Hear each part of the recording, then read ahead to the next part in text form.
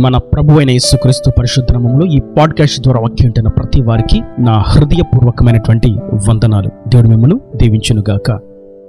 సామెతల గ్రంథం 13వ అధ్యాయము 20వ వచనం. జ్ఞానుల సహవాసము చేయవాడు జ్ఞానము గలవాడగును, మూర్ఖుల సహవాసము చేయవాడు చెడిపోవును. చదివినటువంటి వాక్య భాగంలో జ్ఞానులతో మనము సహవాసం చేసినట్లయితే మనము జ్ఞానము కలిగిన వారముగా మార్చబడతామని వాక్యము తేటగా సెలవిస్తున్నది. అట్లయితే జ్ఞానము కలిగిన వారితో సహవాసం చేసినప్పటికీ జ్ఞానము లేకుండా బుద్ధిహీనులుగాను, మోసపూరితమైనటువంటి మనసుతో నింపబడిన వారుగాను, పాపాల వెంబడి పరిగెత్తువారుగాను, నరకానికి వెళ్లేటువంటి త్రోవలో సాగిపోతున్న వారిని మనం చూచినట్లయితే వారు ఎందుకని జ్ఞానము కలవారుగా మార్చబడట్లేదు? ఎన్ని ఉపదేశాలు వినినప్పటికీ, ఎంతో ఆత్మీయ పునాదులు కలిగినటువంటి సహవాసంలో ఉన్నప్పటికీ, ఎంతో విలువైనటువంటి చదువును అభ్యసిస్తూ ఉన్నప్పటికీ, ఎంతో జీతము తెచ్చేటువంటి మంచి ఉద్యోగం చేస్తూ ఉన్నప్పటికీ, ఎంతో లాభముని తీసుకొచ్చే వ్యాపారము చేస్తూ ఉన్నప్పటికీ వారు ఇంకనూ జ్ఞానము కలిగిన వారుగా ఉండకపోవడం చూచినప్పుడు ఈ వాక్యం ఎదుట మనం సందిగ్ధంలో నిలవవలసి వస్తుంది. అయితే జ్ఞానితో సహవాసము చేసినప్పుడు మాత్రమే వాడు జ్ఞానము కలవాడుగా మార్చబడతాడని వాక్యము తేటగా సెలవిస్తున్నది. ఇంతకీ మొదటిగా అసలు జ్ఞాని అని చూసినట్లయితే జ్ఞాని ఎవరు అనంటే యెహోవా యందు భయభక్తులు కలిగి ఉంటే జ్ఞానమునకు మూలము అని వాక్యం మనం చూస్తున్నాం. అయితే ఆయన యందు భయభక్తులు కలిగి ఆయన చిత్తానుసారంగా జీవిస్తూ, పరిశుద్ధంగా జీవిస్తూ, పవిత్రంగా జీవిస్తూ, దీనత్వమును ధరించుకుని సత్యమునకు సాక్షులుగా సాగిపోతున్న వారు జ్ఞానులు. ఆయనను ఎరిగి ఆయన రక్తంలో కడగబడి పరిశుద్ధాత్మతో నింపబడి సర్వసత్యములో సాగిపోతున్న వారు జ్ఞానులు. అయితే వారితో సహవాసము చేయుట అని మనం చూసినట్లయితే, సహవాసం అంటే కేవలం వారితో పాటు కలిసి నడవడం, వారితో పాటు కలిసి భుజించడం, వారితో పాటు కలిసి ప్రయాణము చేయడం, వారితో కాసేపు మాట్లాడడం అని ఈ భౌతిక పరమైనటువంటి అంశములు కాదు అన్నటువంటి విషయం మనం మొట్టమొదటిగా గ్రహించవలసిన వారమై ఉన్నాము. జ్ఞానితో సహవాసము అనంటే ఈ భౌతికంగా ఉండేటువంటి సహవాసము కాదు.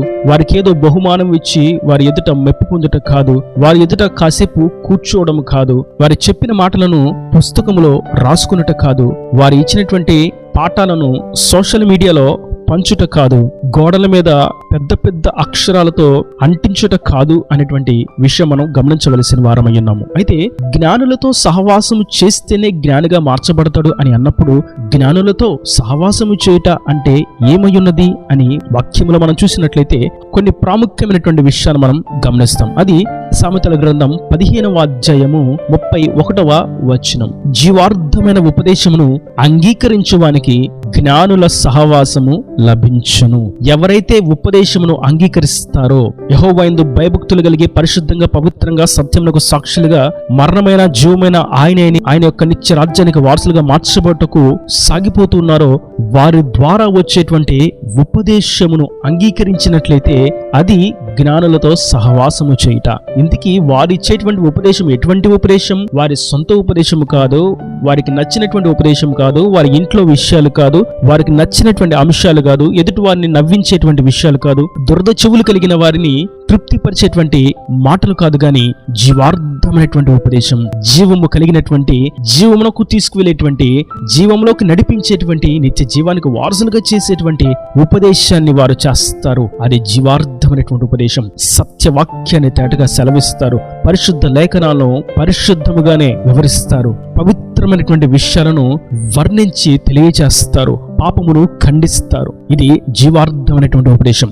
ఎవరైతే జీవార్థమైనటువంటి ఉపదేశమును బోధించేటువంటి జ్ఞానుల యొక్క మాటను వింటారో, ఆ మాటను వినుటయే జ్ఞానులతో సహవాసము చేయుట. మరియు ఇది సామెతల గ్రంథం 25వ అధ్యాయము 12వ వచనంలో చూసినప్పుడు మరొక ప్రాముఖ్యమైనటువంటి విషయాన్ని మనం గమనించగలుగుతాం. బంగారు కర్ణభూషణం ఎట్టిదో, అపరంజి ఆభరణం ఎట్టిదో, వినువాని చెవికి జ్ఞానము గల ఉపదేశకుడు అట్టివాడు.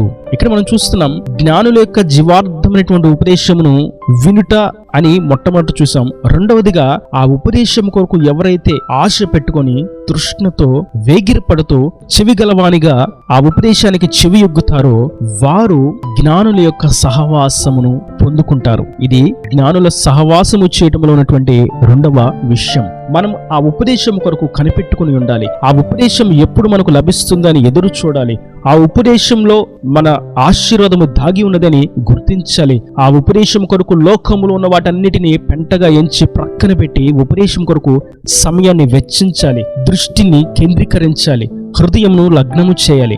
మనస్సును ఉపదేశం మీద ఉంచాలి. మన సర్వదేహము ఉపదేశము కొరకు శ్రద్ధగా కనిపెట్టుకుని ఉండాలి. ఇది జరిగినట్లయితే, ఈ విధంగా మనం జీవించినట్లయితే జ్ఞానుల ఉపదేశం మనం పొందుకున్న వారంగా, జ్ఞానుల సహవాసము చేయువారంగా మనం నిలబడతాము. నిజమైనటువంటి జ్ఞానము ఒకటే, దేవుని వాక్యము. నిజమైనటువంటి జ్ఞానము రెండు, మన రక్షకుడు. నిజమైనటువంటి జ్ఞానము అభిషేకించబడినటువంటి సేవకులు. నిజమైనటువంటి జ్ఞానము దేవుని చిత్తానుసారంగా, దేవుని ఉద్దేశానుసారంగా అనుగ్రహింపబడినటువంటి సహవాసాలు, పరిచర్యలు. ఇవి జ్ఞానుల యొక్క సహవాసం. మన వాక్యాన్ని ధ్యానించినప్పుడు, ప్రభు పాదాల చెంత ప్రార్థించినప్పుడు, దేవుని అభిషేక్తులతో సహవాసం చేసినప్పుడు, దేవుని చేత అప్పగింపబడినటువంటి పరిచర్యలకు మనం చేరినప్పుడు, ఆ సహవాసాలకు మనం అడుగుపెట్టినప్పుడు మనము జ్ఞానుల యొక్క సహవాసమును పొందుకొనగలుగుతాం. ఎవరైతే ఈ జ్ఞానుల యొక్క సహవాసమును చేయరో వారిని గురించి వాక్యం సెలవిస్తుంది, వారు మూర్ఖులు అని, బుద్ధిహీనులు అని, జ్ఞానరహితులు అని. ఎందుకంటే జ్ఞానుల సహవాసం ఏ విధంగా ఉంటుంది? అది ఎదుటివారిని మెప్పించే విధంగా ఉండదు, ఎదుటివారిని సంతోషపెట్టే విధంగా ఉండదు. మరి జ్ఞానుల యొక్క సహవాసములో ఉపదేశం, జీవార్థమైనటువంటి ఉపదేశం ఏ విధంగా ఉంటుంది అని చూసినట్లయితే, ఇదే సామెతల గ్రంథం 15వ అధ్యాయము 12వ వచనంలో చూస్తాం. అపహాసకుడు తన్ను గద్దించు వారిని ప్రేమించడు, వాడు జ్ఞానుల యొద్దకు వెళ్ళడు. జ్ఞానుల యొక్క జీవార్థమైనటువంటి ఉపదేశం గద్దింపుతో కూడినదై ఉంటుంది. జ్ఞానుల యొక్క జీవార్థమైనటువంటి ఉపదేశం ఖండింపుతో కూడినదై ఉంటుంది. జ్ఞానుల యొక్క జీవార్థమైనటువంటి ఉపదేశం పాపాన్ని ఎత్తి చూపించే విధంగా ఉంటుంది. జ్ఞానుల యొక్క జీవార్థమైనటువంటి ఉపదేశం దేవుని సత్యం కొరకు మరణమైన అప్పగించుకోవాలి అని ఉపదేశిస్తుంది. జ్ఞానుల యొక్క జీవార్థమైనటువంటి ఉపదేశం దేవుని యొక్క పరిశుద్ధతే ప్రాముఖ్యము, దేవుని యొక్క సంపూర్ణతే మన గమ్యము అని బోధిస్తుంది. ఇది ఎంతో శ్రేష్టమైన, గంభీరమైన, విలువైనటువంటి ఉపదేశము. కనుక అపహాసకులు, బుద్ధిహీనులు, అజ్ఞానులు, మూర్ఖులు ఇటువంటి ఉపదేశాన్ని అంగీకరించరు. వారికి ఎల్లప్పుడూ వాక్యములో ఉన్నటువంటి ఒక మాటయే వారికి ఇంపుగా ఉంటుంది. ఆశీర్వాదకరమైనటువంటి మాట మాత్రమే వారికి కావలెను. దానికి ముందు ఉన్నటువంటి, దాని తర్వాత ఉన్నటువంటి ఆజ్ఞ వారికి అక్కర్లేదు. అట్టివారు అపహాసకులని, బుద్ధిహీనులని, మూర్ఖులని వాక్యము తేటగా సెలవిస్తున్నది. దేవుని యొక్క జీవార్థమైనటువంటి ఉపదేశం మనకి ఎప్పుడు ఆజ్ఞతో కూడినటువంటి ఆశీర్వాదాన్ని తీసుకుని వస్తుంది. ఆశీర్వాదం పొందుకోవాలంటే ఖచ్చితంగా ఆజ్ఞను పాటించాలని బోధిస్తుంది. ఆజ్ఞ లేనిటువంటి ఆశీర్వాదం నేనిచ్చే ఆశీర్వాదము కాదు అని బోధిస్తుంది. ఆ ఆశీర్వాదం మీకు నిలిచి ఉండదని బోధిస్తుంది. అన్యాయము చేత, మోసము చేత, అక్రమము చేత, అబద్ధాల చేత, లంచాల చేత, వడ్డీ వ్యాపారాల చేత వచ్చేటువంటి దీవెన అది నేను ఇచ్చే దీవెన కాదు. ఇది మోసపూరితమైనటువంటి ఆశీర్వాదము, నకిలీ ఆశీర్వాదము అని జీవార్థమైనటువంటి ఉపదేశం బోధిస్తుంది. కనుక మనం జ్ఞానుల యొక్క సహవాసంలో జీవార్థమైనటువంటి ఉపదేశమును పొందుకుంటాం. ఆ జీవార్థమైనటువంటి ఉపదేశమును మనం పొందుకున్నట్లయితే, దానికి అంగీకరించినట్లయితే, ఆ మాట కొరకు ఎదురు చూసి దానికి లోబడినట్లయితే, తల ఉంచినట్లయితే, శిరసా వహించినట్లయితే, అప్పుడు మాత్రమే మనం జ్ఞానుల యొక్క సహవాసం పొందుకొనగలుగుతాం. ఆ జ్ఞానుల సహవాసము చేత మనం జ్ఞానులుగా మార్చబడతాం.